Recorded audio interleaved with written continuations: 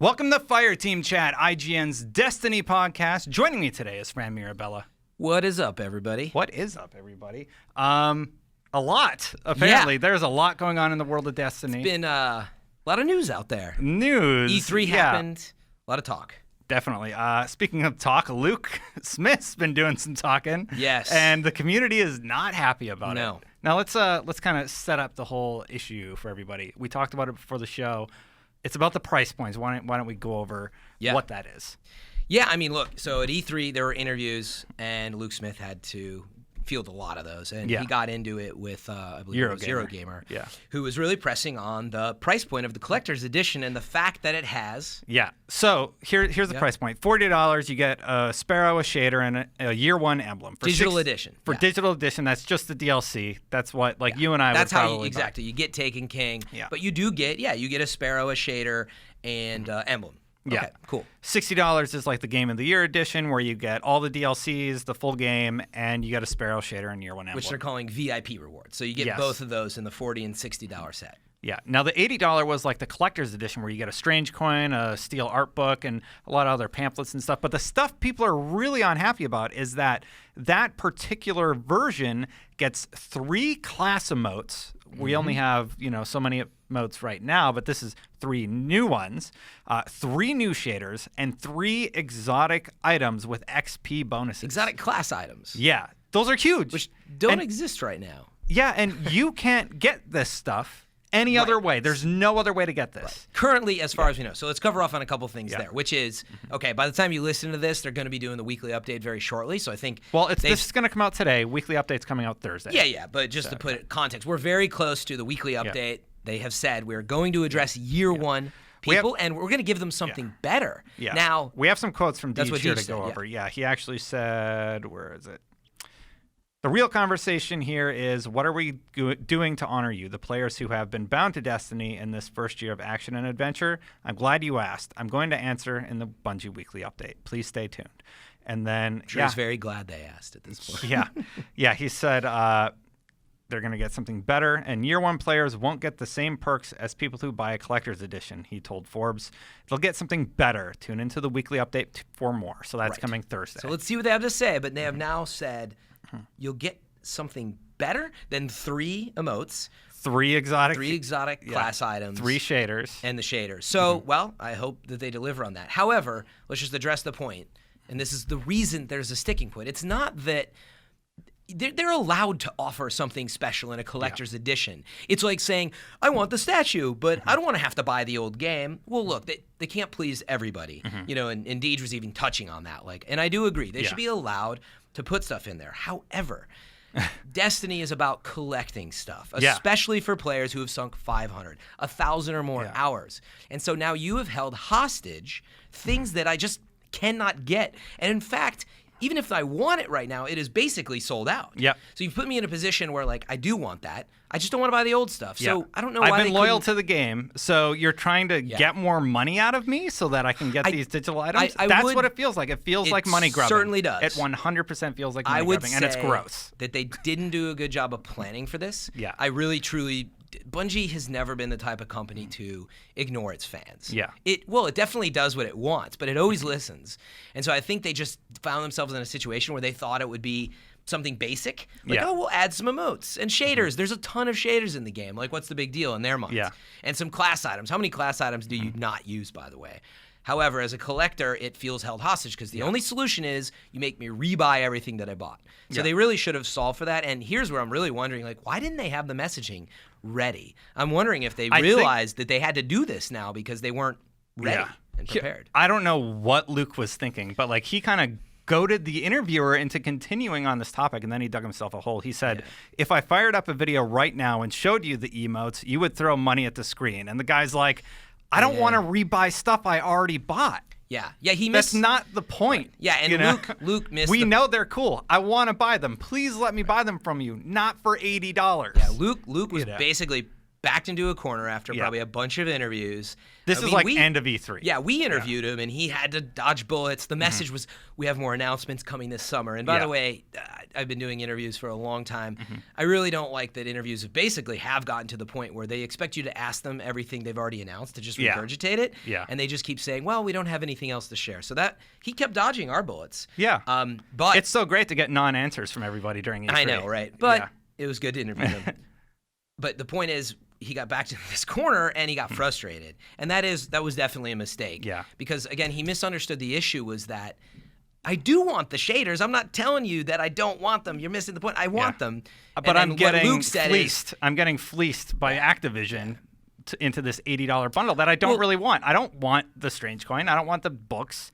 You know, well, maybe they do, but I don't. I want those items that you cannot get if you don't buy this edition of the game. At least that's the messaging that's been set forth thus far. Yeah, and ultimately, again, the problem is that I want those, but you're forcing me to rebuy old content. If I didn't have to rebuy old content, I wouldn't be perceiving this as such a trap. Yeah. You know, so they have to fix that. Side note, by the way, I've apparently been saying right all the time. Right. I keep interjecting. So if you catch me, tweet at me because others have been. You burnt.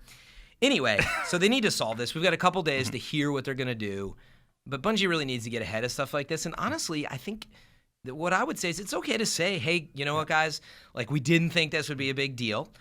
And apparently it is, so we're going to address it. Like, instead, they're being very defensive, and they have this timeline of announcements, and it is really agitating the situation. So we'll see what they announce. But they've got a lot of work to do at this point. And Luke, I don't know if you listen to the show, but man, you know better. You knew this was bad. Like, he must have finished the interview or whatever and been like, oh, this is not going to be good. Yeah. I mean, screwed up. He's maybe in not. the press. He was part of the press before. So, I mean, look, again, I've been to a lot of E3s and this stuff happens. I don't think they went in thinking this would be as big a deal as it was. So let's hear what they have to announce. But it is a problem, no matter how you slice it, because don't make me, I'm a collector, and don't punish me by making me buy old stuff. And that's the fundamental issue here. I mean, I was just going to get the digital edition personally, but $60 edition interests me 0%. And $80 edition, the extra stuff interests me, but not, I don't want to buy the full game and the 3 DLCs. I don't want all that stuff. I already have enough stuff. I mean, so I'm kind of in a weird situation where I'm just like, all right, I'm not going to have the emotes, or I'm not going to be able to show our audience why those are cool. And we don't even know what they are yet. But that's where more confusing. Well, part apparently of the I would throw money at the screen if I saw them. Yeah, that's where things fell off the rails. Is him saying you definitely would want these things that you can only have if you rebuy old content. Like that's not the right message. Yeah, so it was a mistake. It was, and the only way you're going to make it up to us is to give us something really awesome and something honestly, better. Figure out how to let us have those emotes and stuff. Maybe at a later time or something. Like, I know that we had the exclusive ghosts, right, as part of the original launch package stuff. Like, nobody cares about ghosts. Yeah. Like, you can barely ever even see them. But emotes and stuff, which there are People, very I wouldn't few say of. nobody cares about ghosts, but I know what you're saying. You're right. Yeah, That's a people want generalization. ghost skins and stuff. Yeah, so. I actually do. I'm bored of the one that I have, and it's like they haven't offered more. They have However, one with a red skin. Right. But my point is, emotes are used all the time. Yes. And there's hardly any of them. So to say, well, or diversity. Yeah, and to say, oh, well, they're going to get some exclusive ones, but you're not going to get anything. That becomes a big deal because there's so few to choose from. It's like, wait, I put in 1,000 hours, and this dude who buys it for the first time is going to get more stuff than I have? I'm getting really tired of pointing, and that one dance is just played out. So, they've got to fix that. How do you think the different points going to look? Is it going to be like, ha-ha? It might be that one, that you really like the whole, it's going to be. Maybe he does a move? Maybe they do the YMCA. Yeah, who knows? We'll see. That's worth $80 right there. No, exactly. No, it's not. Moving on, we actually did get to play the Taken King a little bit, both you and I. I'm going to take a mid-show interruption, which is to say, really? by the way, there are Fireteam chat T-shirts now. Yeah, is that a good time when we're talking about? Yeah, in the middle of the show. What better? It's limited commercial interruption. All right. But no, go to IGN store. It's IGN-store.myshopify.com. If you want to get a T-shirt. There's more than just Fireteam Chat T-shirts, Beyond, Unlocked, etc. So go check it out if you're interested.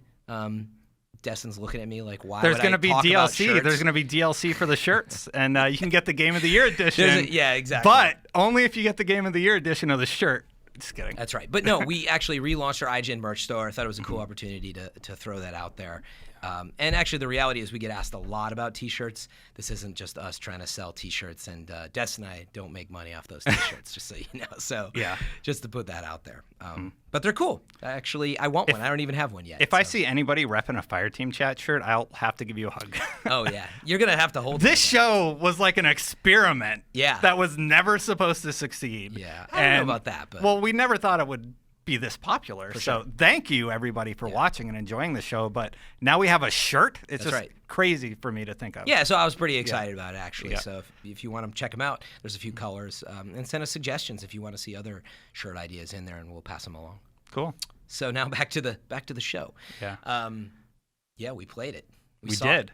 We did. We played Rift, Mayhem, and we played a story mission, actually. So I played as a Titan. You played as a Warlock. Mm-hmm. Why don't you tell me about your experience playing through it? Ooh, boy. Okay, so yeah. It opens. You land on a new world.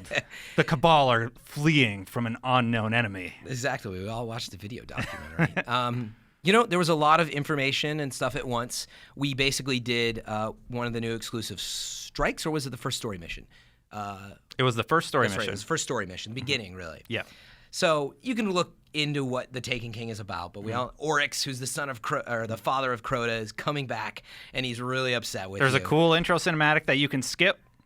You know why they call Oryx the Taken King, by the way? No. Because he's taking your money for that collector's edition. I Sorry. think I've heard that one. Get Really? out. Get out. I just made that up right now. Oh, I forgot to mention a little note about that. 3,357 people voted not to play on Bungie Day this year unless this gets fixed. Yeah. Okay. It's all like people are like That's on July 7th. mass fervor right now against like Bungie. Like they're mad over emotes and shaders, but this is where it's all about. I understand why they're mad, and I feel for them. It's just like personally, I have to wait till Thursday. I'm like, there's no way Bungie's going to screw us over this bad. Anyway, back to the story I don't think mission. it's their intention. So yeah. We came to E3. We played the Taken King. Yes. And it was a lot of fun. So we got access to the new subclasses. Okay, so I'm a Warlock, got access to the new Arc subclass. And really what was interesting to me is that, okay, cool, I have these new powers. The first one's like, Emperor Palpatine's like Force Lightning. And what you do is you kind of hover around as you're using it. You have to hold the button. You can also activate it in the air, and it sends like a column down, and it'll kill anybody below you. Yes, when you activate it. It's like you stay in the air, but it shoots lightning to the ground, and I did that in Mayhem later, which we'll talk about. It's cool. It arcs between enemies. It feels cool. I mean, like any of the subclasses, you kind of want to get used to the new mixes. I will say it felt a little weak at first, but it's designed that way. It's more of it suppresses them for a bit and wears them down a bit, but it hits a lot of enemies. Yeah. But you have a chance to use it a lot, which is interesting. I'm always a big fan of grenades, actually, so I'm actually curious to see that we didn't get access to the other. I did. So with the Warlock, you have the grenade that I use is like you throw it and it would blow up and it would have a big area of effect. So you throw it, nothing happens. Yeah. People run over to it and then it blows up. It was really interesting. It wasn't like proximity. The second one is what you're saying. It was saying. the second one. I think it's pulse. It was like a pulse. It was cool. It was like cool. I got a lot of kills in multiplayer with it. Nice. Yeah. I didn't think they were allowing us to get access to that. It leveled up over the course of the show. You got to use it. Yeah. Man, I'm bummed. So anyway, new subclasses are pretty cool. I mean, I think we're all just happy to have a new subclass, new powers, very exciting. And the game itself, I mean, it felt good. The enemies did feel different enough. I mean, they are kind of like, it's funny, it's like Metroid Prime Echoes. Yes.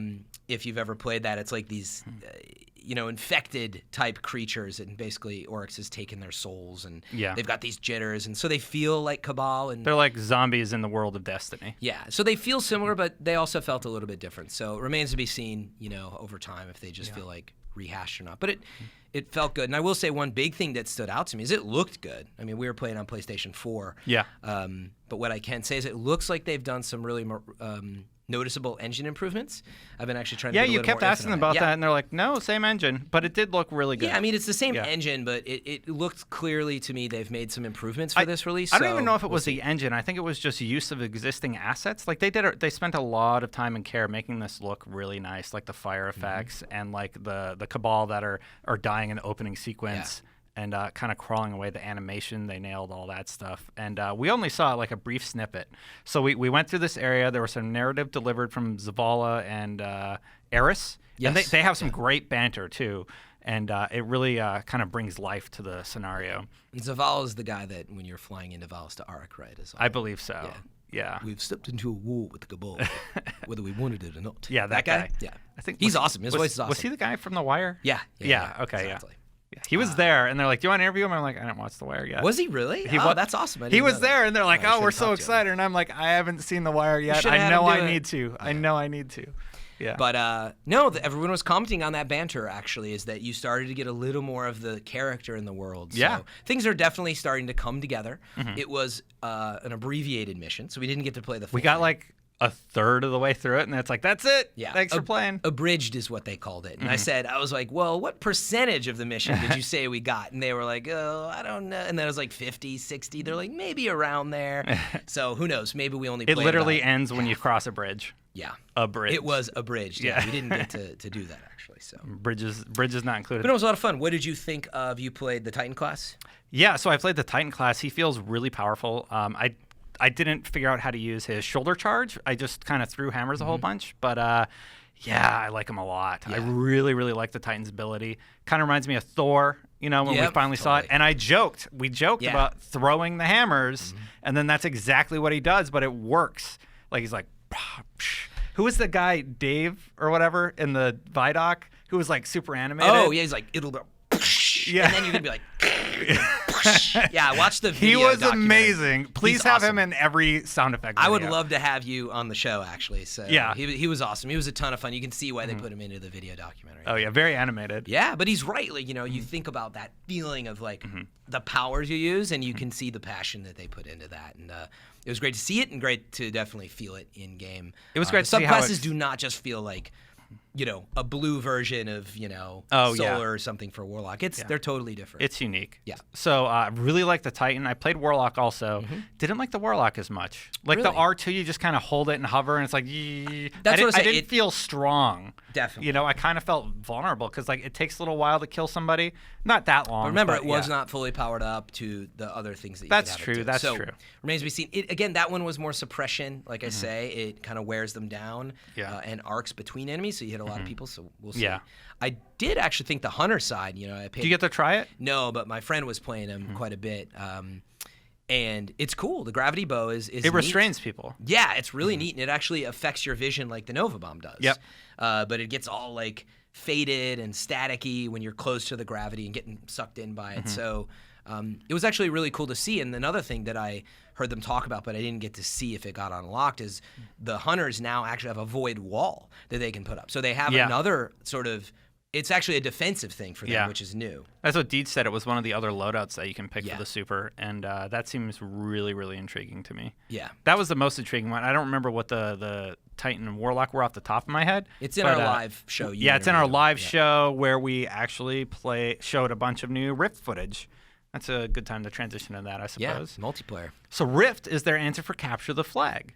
And it kind of sucks that all this negative backlash is happening because with Rift, we see that they are listening. That we want Capture the Flag. All right, here's our Capture the Flag answer. It's called Rift, and it's really, really fun. It's cool, yeah. There's a ball in a center location. Spark. There's a tower map. I don't remember what it was called, but it's a map, and it takes place like in the tower. And you grab the spark, and then you have to return it to a basket in 2 minutes. And while you have it, you still have access to all your weapons. But what you want to do is get in there, and you can run forward into it, and then you just kind of dunk it and kill everybody in the vicinity. Or if you go backwards, you get extra style points, and you kind of over the back. Yeah, all dunk you have it to in do there. is back up. Walk in there. It was funny backwards 'cause into it. The first time I played it, I was like, "How do I do it? And the guy was like, "Just turn around, walk backwards," and like, I don't know. I just quickly turned around, and then it sucked me in, and like, it's neat. And then it was like style points that you get for doing it that way. You get 2,000 just for a basic return, plus however many people you kill. So what I did like about Rift was, you really are rewarded for taking the spark to the whatever. Yeah. The basket. The basket. Yeah. Yeah, I don't know what it's officially called. Or the Rift, I guess it's probably the Rift. Yeah, probably. But anyway, you really are rewarded. Man, the other team sucked so bad, because it was a bunch of people who probably hadn't played a lot of Destiny, so I felt like a He-Man in there. Oh, I felt great. Oh, it was awesome. But I had 3 KD every round. Yeah. Like my worst game was 3 KD. Yeah, but what was cool to see was I was like 8,000 points versus the closest was like 2,000 at the time. Yeah. But it was also because I had dunked like 4 of the sparks. So the point is, though, I'm someone who is not huge into like headshot KD ratio stuff. I totally appreciate that, and it's awesome. But I'm just like, I don't know. I don't like to stress too much about that. I like just having fun, and meaning being a medic, being a supporting type player, you don't get as rewarded as much. So it's nice to see in the capture the flag type multiplayer match that you get rewarded for that. So yeah, I had a lot of fun in it, and the maps actually, that's really what stuck out to me is the maps they've been designing are pretty cool. Yeah, man cannons are back. You can jump from one end of the map to the other. We got to see this in the Mayhem game type, and Crossroads was the name of that map, I believe. Oh, okay. Yep. Yeah, and that's really fun. And portals. Yes. Portals are in there, kind of like when you fought Atheon and you went through different portals. Yeah. And they Sorry, sent you that's what I different thought areas. you were talking about. What do you mean man cannons? Where they shoot you over like a big ledge. Yeah, that's what they were called in Halo. Oh, right. That's, but meaning you're talking about Deej the same refers to thing. them Man as. cannons, portals, they're the same thing. No, they're not. Oh. Portals are different. So like when you fight Atheon, you would go through a portal and go to a different area. Oh, you're right. I think those are in the other back of the map, and you can go through to different parts of the map. And it's interesting that they managed to implement portals in multiplayer. It's really cool, and they work well. You don't get stuck or anything, which was thankful. I was thankful for that. Yeah. Sorry, no, the portals are really cool. And then you're right, they have one map. The Crossroads was what I was talking about, which is like the Grand Canyon, and you can kind of shoot across it. Yeah. And while you're in midair coming down, you can definitely fire on people and throw stuff down. Pop up your super and hit them. It's pretty cool. But I definitely felt the map variety. It did not feel like they were out of ideas. If anything, I was like, man, I can't wait to get this these maps is two in of the rotation. maps. Two of the maps. Let's talk about Mayhem then. You talked about wanting the maps in rotation. Yep. I want to play more Mayhem. Yeah. It's 40 seconds for a full supercharge if you do nothing. Like if you just sit there and wait, it's 40 seconds. And it's just Mayhem. Yeah. It's really, really fun, and it's frantic. Yeah, it recharges your abilities more quickly, right? Yeah. So grenades, melee, and obviously your super. Well, your super is the big one. Yeah. I didn't check on it grenades and recharges. I think it recharges everything. Of course, now I'm doing that. That's all right. thing where Just I was guess. like, oh no. Just guess. It's Which cool. was it? But no, it's your abilities recharge faster, and like you're just using supers, like you said, every minute or something like that. It's pretty cool. It's super chaotic, but that's the point of it. It is not something I think you would want to play for, like an hour or two, maybe. But you're for me, I think what you're getting at is when they get to the randomized type rotation of match types. If they add that would be really cool. So getting thrown around to different match types, and having that just show up now and then would be cool. Yeah, it'd be very, very fun. I enjoyed it quite a bit. Your overall take, what do you think of the DLC so far? Like, this is a fraction of what we're going to get. Is it a fraction? Is that what you're asking? It is. What do you think of it? Of what we saw? Yeah. Oh, yeah. So we've seen 2 multiplayer types. It's a half of the first story mission, It's the beginning of year 2. Yep. It is, I don't know why I've always called it Destiny 1.5, but it is a full drop. And you can tell. It feels like all the good stuff they've been saving, if I'm being honest. So everything looks clean and better, and you get the subclasses, and you're going to get definitely deeper story, seemingly. So, it seems like it's got all the right stuff. Removing the price point again, it's turning out really nicely, so I'm super excited. You're going to get a raid. That's awesome. And seeing the Dreadnought floating in the sky, and it's this huge castle, it seems to have those elements of, Vault of Glass. Definitely. So I'm really excited about Taken King. I already was. We actually saw concept art for this area before Destiny came out, so they've been working on this for a while. Like the swinging things in the background. This has been in the works. Yeah, they have a 10-year plan. They definitely have a 2-year plan. They shift in one direction or the other, but this stuff's been out there. And again, it's not like they just figured out the subclasses are going to come out in this. This was the plan. Yeah. It's a full big release, so it feels good, but they have to address the value of the price point still. Yeah, so let's talk about the price point. This is our final topic. Is it going to be worth $60 based on what we've seen? If you haven't bought the game yet, you mean, but digital release for us. Sorry, $40. Yeah. Is it worth $40? So for those $40 is the same price as Destiny. If you were to buy the full game, you are not getting anywhere near that amount of content. So it's really interesting that they're charging so much for this DLC. It's not 2 DLC packs, it's 1 big content drop. And all that we've seen is that it's going to get some story missions, some strike, a raid, new subclasses. Yeah, that doesn't add $20 of value, though. That's just code. Exactly. And this is where it is hard to answer this question without knowing more about what's really going to be in it. Because on all the descriptions, they've said new strikes, a new raid, new story missions, but they haven't quantified that. And then they say, and more. Yeah.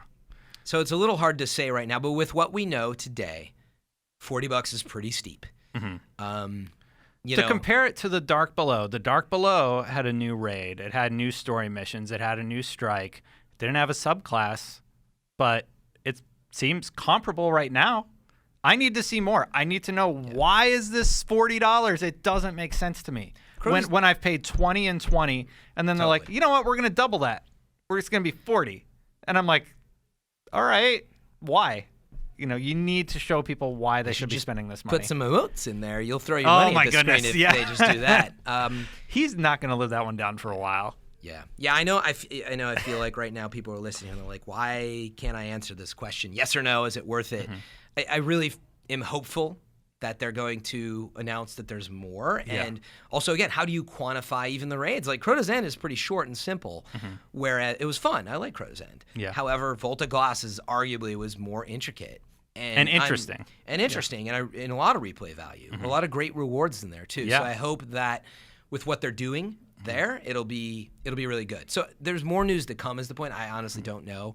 But we don't know anything about exotics. We don't know about the special weapons that are going to drop. Yeah. Like, I'm playing House of Wolves, and I keep getting, like, new weapons and stuff, and none of them feel that special Yeah, to me. nothing's powerful. Like, nothing's like, oh, yeah, I finally got Queen's Bow or whatever. Yeah, the Queen's Breaker's Bow. I have no interest in getting the new exotics because that mission's not fun at all, and there's no checkpoint system still, and I'm just like, you know what? I don't care.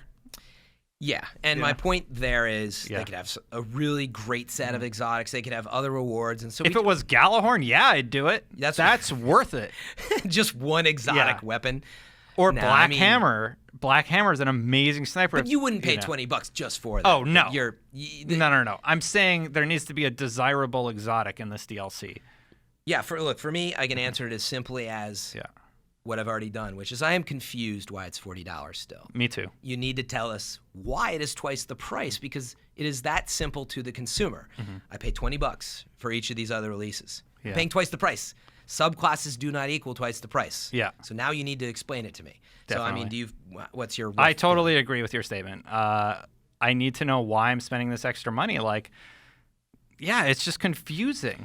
Yeah, they're like, oh yeah, you should be super excited. It's like, well, we're excited about the new stuff. We don't understand your pricing structure. This seems bizarre. That's right. If Destiny was a car, right? Okay, Dark Below had air conditioning and it has the cassette tape player.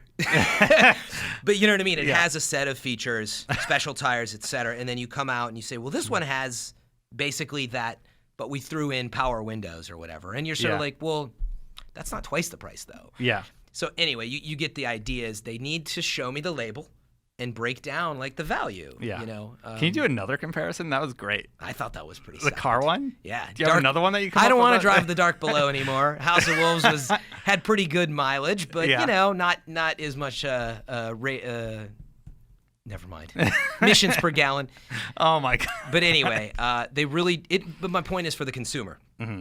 I am buying a product. It is effectively the same thing, and I look at what you're giving me, and it is like that, where you have these features, like core features to what you're getting, and it has been very hard to describe why it's twice the price. Yeah. And so, of course, every consumer is going to react like, I don't understand. I already bought the car with the tires and the this and the that, and you're saying I get that with, like, the paint looks better or whatever the analogy that I'm going to come up with this. And but that's fair, right? The whole push they've been doing is like, no, it's cool, just try it. Just try it. You're going to like it. No, give it a try. Yeah. You're going to have fun. Give us your money. And it's like, no, you have to explain to a consumer why they should invest. And I will say, absolutely, they made the mistake of putting this out there, and I totally understand that you have a summer to go. Yeah. And so you have this weekly update. We're going to announce this. And on July 4th, we're going to announce this. Yeah. Well, we don't know any of that, and you want me to, like, get ready to spend my money. Well, it's very hard for me to get excited to do that when you can't explain to me what these things are. So I do think that's a mistake, is coming out with limited info. Yeah. And you're trying to stretch out the summer. Well, I understand what they're doing, but guess what? Here's the effect. Your fans are confused. They're upset. And then now, unfortunately, your creative director made some comments that have upset them even more. Yeah. So now you're in the backpedaling. So let's fix that. Release information. I can do without a few updates later if you can just give me a sense of, like, what's coming now. Because I'm also playing Destiny and getting not over is not a strong word maybe, but I play Prison of Elders and all that. Yeah. But You've done everything. I've done a lot of it. Yeah. And the point is, I want to know that it's worthwhile to keep playing until it comes out. So anyway, I feel kind of like you're stretching out too much, and you need to give us more information. Yeah. So, all right. Well, that's it, Fran. That's our podcast for the day. This was our emergency Destiny podcast. We're going to do another one on Friday after the update to talk a little bit more about Taken King and the value within. Is there anything you want to plug before we go? No, man. I cannot wait to hear the announcements. As usual, what Destin's getting at, I think, is if you're listening on, iTunes, please give us a review. Yeah. Check us out on the PS4 app and Xbox One app. Subscribe to our YouTube channel. Follow us on Facebook and Twitter. And Destin and I can be found on Twitter. Where are you at? Destin Legary. And I'm at Fran Mirabella. So hit us up anytime. You guys are the best. I love the community that we have. And I can't wait to see how we react to the coming update. Yeah. Yep. That's all we got for this week. Until next time, Guardians out. Nailed it. Nailed it.